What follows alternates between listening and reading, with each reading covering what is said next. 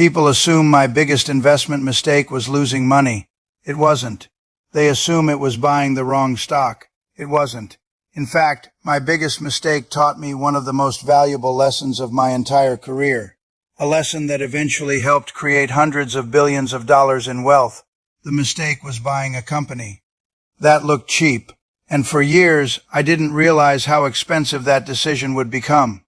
Tonight, I want to tell you the story of the biggest investing mistake I ever made and why it completely changed the way I think about money, business, and wealth.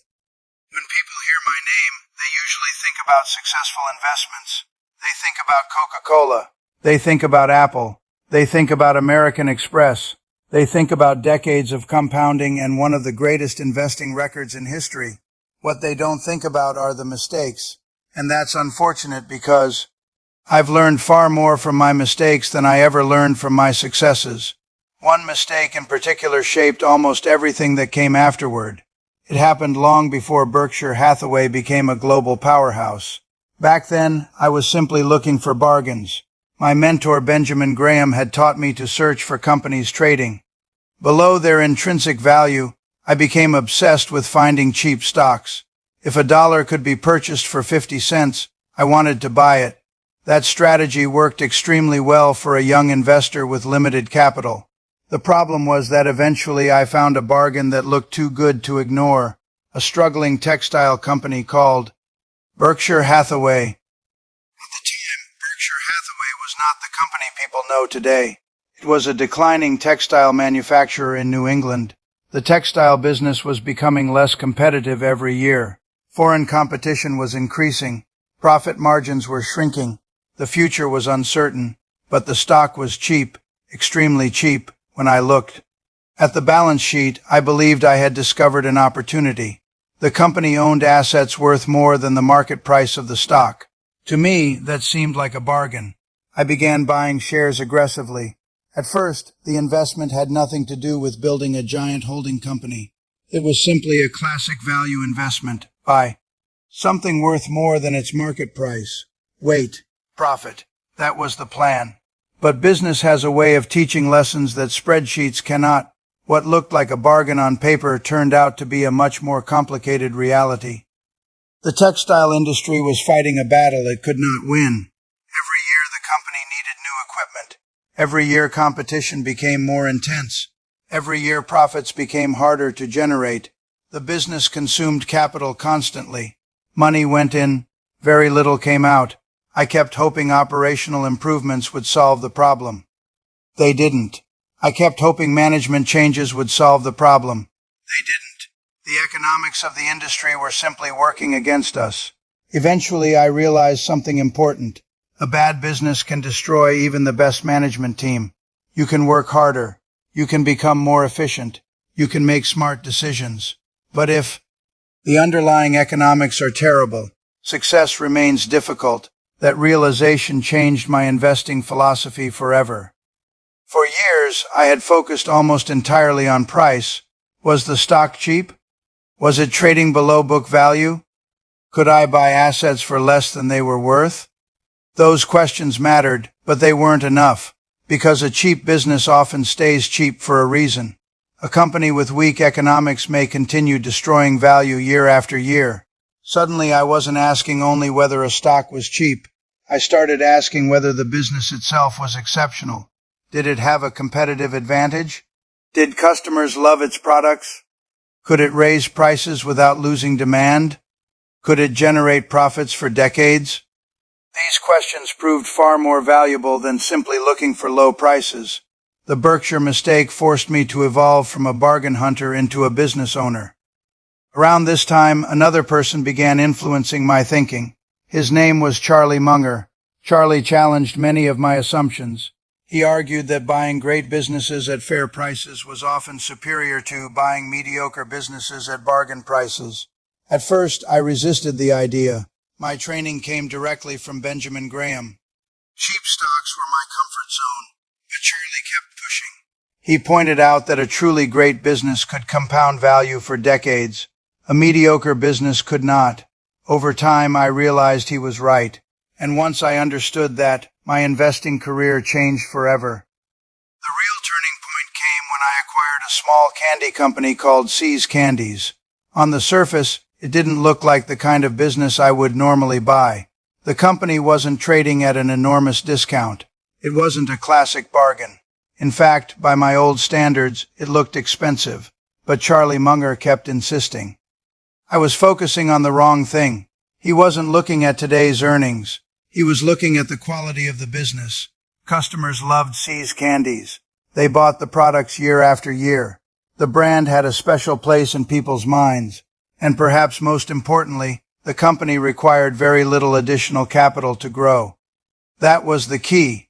Unlike the textile business, which constantly demanded new investment just to survive, See's generated cash, real cash, every year. It was the first time I truly understood what Charlie had been trying to teach me. A great business can continue creating wealth long after the purchase is made. A bad business continues, demanding more money. The difference may seem small at first, but over decades it becomes enormous. Looking back, See's Candies wasn't just an acquisition. It was a lesson, and that lesson changed the future of Berkshire Hathaway forever. Once I understood that lesson, my entire investing framework evolved. I stopped searching exclusively for cheap stocks. Instead, I began searching for exceptional businesses, companies with strong brands, companies with loyal customers, companies capable of raising prices without losing demand, businesses that could generate profits year after year without requiring massive amounts of new capital. Suddenly, my opportunity set looked completely different.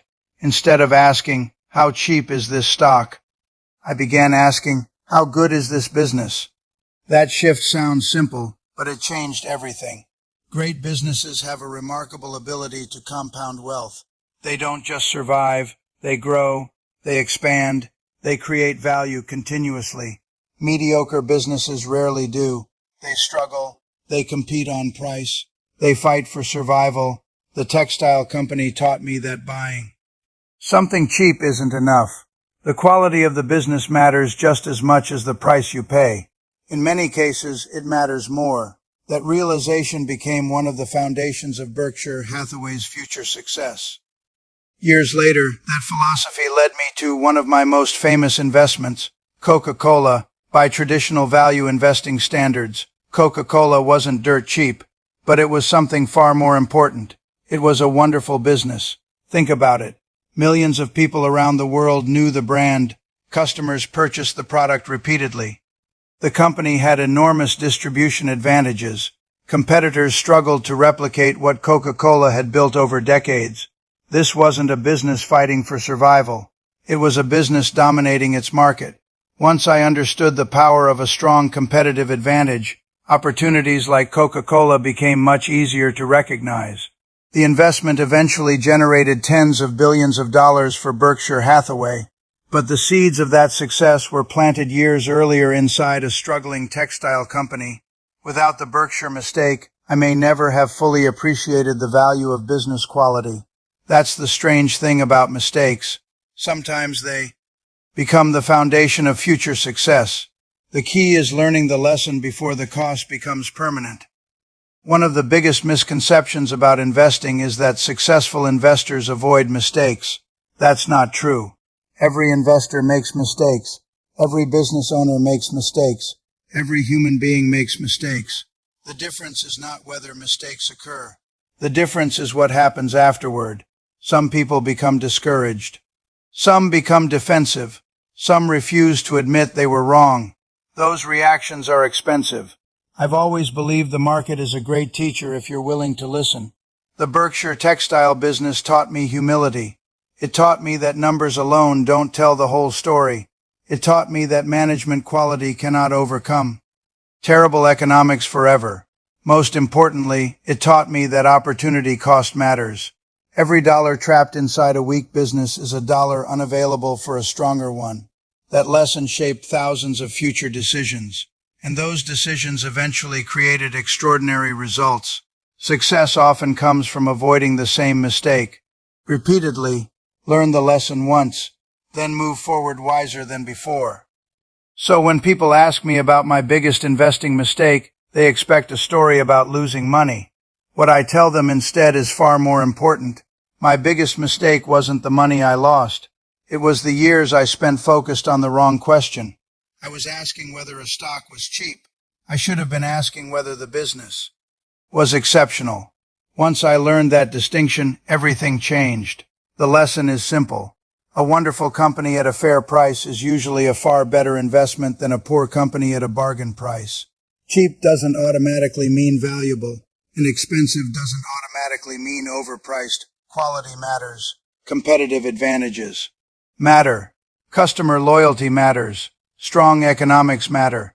These are the characteristics that create wealth over decades. The Berkshire textile business eventually disappeared, but the lesson it taught me remained, and that lesson helped shape investments in See's Candies, Coca-Cola, American Express, Apple, and many others. Sometimes, your greatest mistake becomes your greatest teacher. Mine certainly did.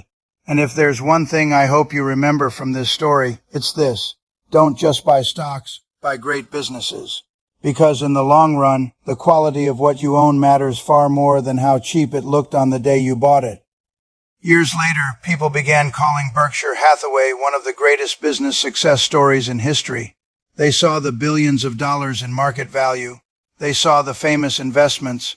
They saw the headlines. What they didn't see were the lessons hidden underneath those results. Success didn't come from being right all the time. Success came from being willing to change when I realized I was wrong. That's much harder than it sounds. Most investors become attached to their beliefs. They defend them. They justify them. They refuse to adapt. But markets don't reward stubbornness. They reward learning. The textile business taught me that investing is not about proving you're smart. It's about continuously improving your judgment. Every major breakthrough in my investing career came after I abandoned an old belief that no longer served me. First, I learned that cheap stocks weren't enough. Then I learned that great businesses deserved higher valuations. Then I learned the extraordinary power of patience. Each lesson built on the previous one. That's why mistakes can become so valuable. They force growth, and growth creates better decisions. The investors who thrive for decades aren't necessarily the smartest people in the room. They're the people most willing to learn. One of the greatest examples of this lesson came from Apple. For years, I avoided technology companies. I believed they were outside my circle of competence. I preferred businesses I could easily understand: soft drinks, insurance, consumer products, banking. Technology seemed too unpredictable, too fast-changing, too difficult to evaluate. But eventually I realized something important. Apple wasn't just a technology company. It was one of the strongest consumer brands ever created. Customers loved the product. The ecosystem created loyalty. The economics were extraordinary.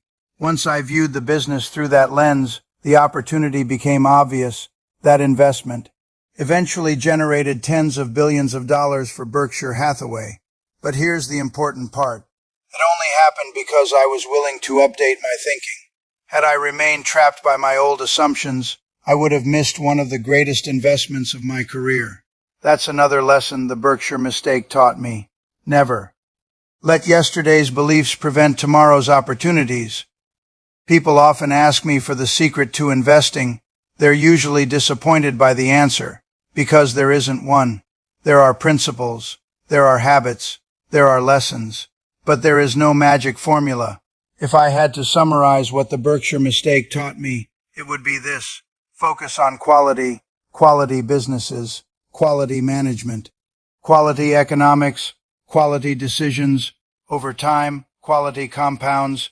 That's true in investing and in life.